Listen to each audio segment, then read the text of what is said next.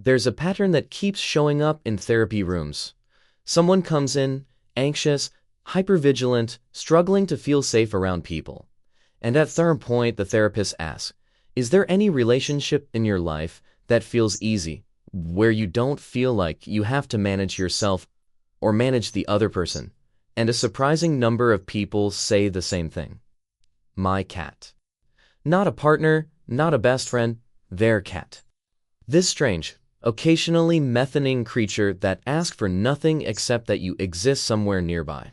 And for some people, not all people, but a specific kind of people, that relationship feels more honest, more safe, and more real than almost any human one they have. There's not a personality quote that's not kept people being odd. There's a reason, a documented, neurological, genuinely surprising reason. And it starts with how your nervous system decides what counts as safe. Most people assume that if someone bonds more easily with a cat than with a human, it means they're avoiding connection, that they're choosing something simpler because they can't handle the real thing. But that assumption is completely backwards. The people who bond most deeply with cats are often the ones who want connection the most. They are not avoiding closeness. They are working around a nervous system that learnt very early that closeness was where the danger lived. And cats, without knowing it, without trying, just by being exactly what they are, offer something that most human relationships can't. At least, not right away. They offer proximity without demand. There's a concept in neuroscience called Polyvagal theory, developed by Dr. Stephen Porchers in the 1990s, and in plain terms it says this. Your nervous system is constantly scanning everything around you, not consciously, not deliberately, but automatically and below the level of thought, for signals of safety or threat. Porchers call this process neuroception, and here's the part that matters. When you have experienced relational trauma, early trauma, abuse, neglect, a caregiver who was emotionally unpredictable, your new perception gets recalibrated. It becomes more sensitive, more vigilant. It starts finding threat signals in places where other nervous systems don't register anything at all. Eye contact that lasts half a second too long, a shift in someone's tone, a door closing in another room, things that shouldn't read as danger, but they do. Because somewhere along the way your nervous system learned that people are unpredictable, and unpredictable means you needed to be ready. So what does any of this have to do with your cats? Cats communicate on a completely different channel.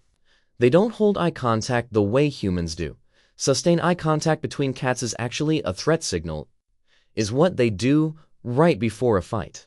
So when your cat looks at you and slowly closes its eyes, that's not sleepiness.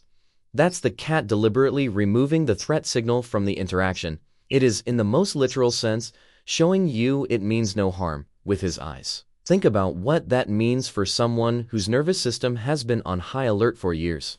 Every human interaction comes loaded with signals to monitor. Facial expression, tone of voice, the 1,000 tiny cues that tell you that what someone is really feeling beneath what they're actually saying. That monitoring is exhausting, and it does not turn off. Then, there's the cat. No subjects in the face, no hidden registered in a voice. What the cat is doing is what the cat is doing. When it walks towards you, it's walking towards you.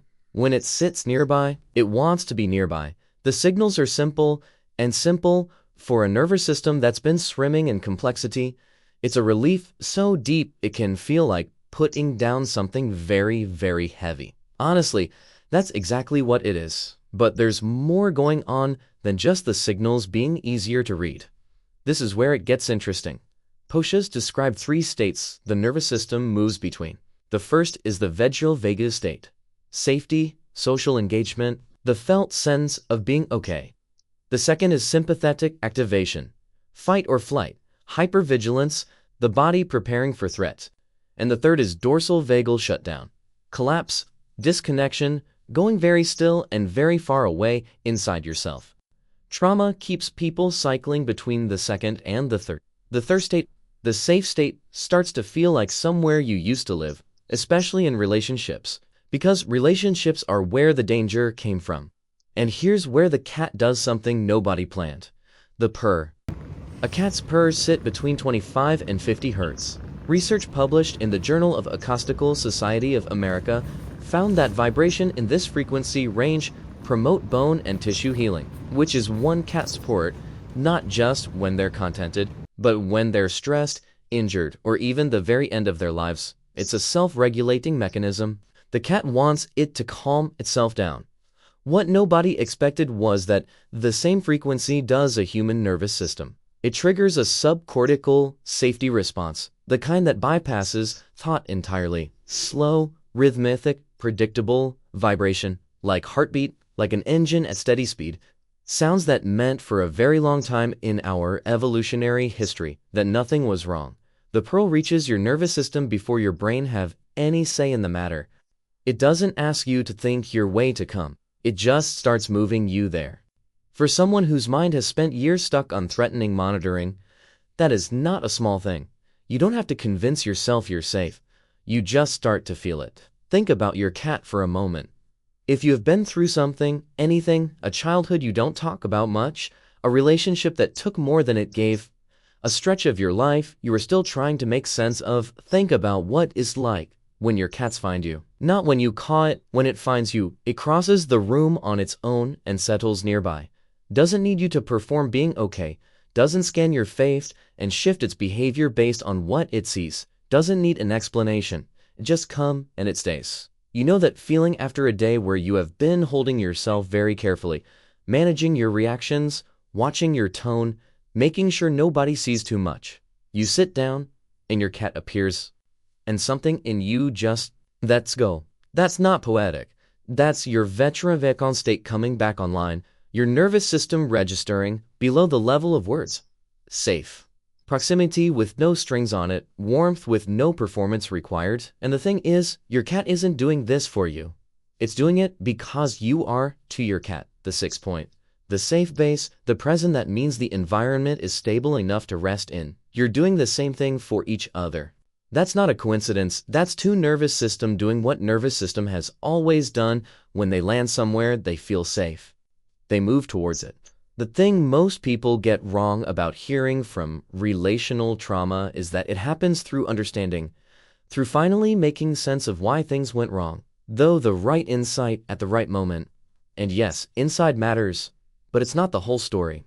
Trauma isn't stored as a narrative, it's stored as a body state, a set of automatic responses that fire before thought has any chance to step in. And those responses don't change through understanding alone.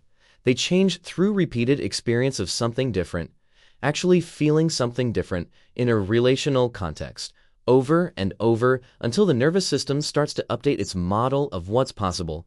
Clinicians call this a corrective experience. Human relationships can provide it, but they are complicated. They carry history and expectation, and always the possibility that this person might also turn out to be unpredictable. The nervous system holds that possibility in reserve. Even with people it loves, it stays partly braced. But a cat? The cat has never let you down in the specific ways that set off your alarm system. It doesn't have the capacity for the particular kind of betrayal that recalibrated you. So your nervous system can actually relax with the cat in a way it can't quite manage with people. Not because the cat is fatter, because the risk profile is genuinely different. And what researchers are starting to see is that this repeated experience of safety, feeling it, not just understanding it, in a relationship that is consistent and warm and asks for nothing from you, function as a kind of rehearsal. The safe state becomes more familiar, more reachable. Like a room you have started to remember how to find, and that familiarity doesn't stay contained to your relationship with the cat. Slowly, it generalizes. The window of what feels tolerable gets wider. Safety starts to feel more possible in more places.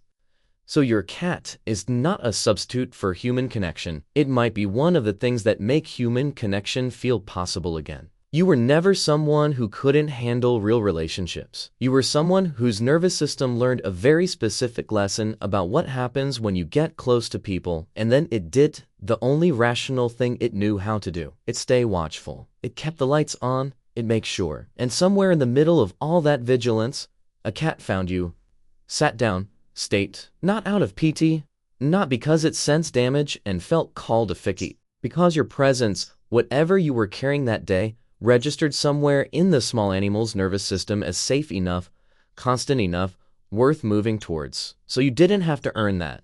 You just had to be there. So if you are someone who has spent a long time quietly wondering whether you're easy to be close to, there's an animal that has already answered that question. It answers it every time it crosses the room to find you. What does that feel like for you when your cat comes to find you on its own, without being caught?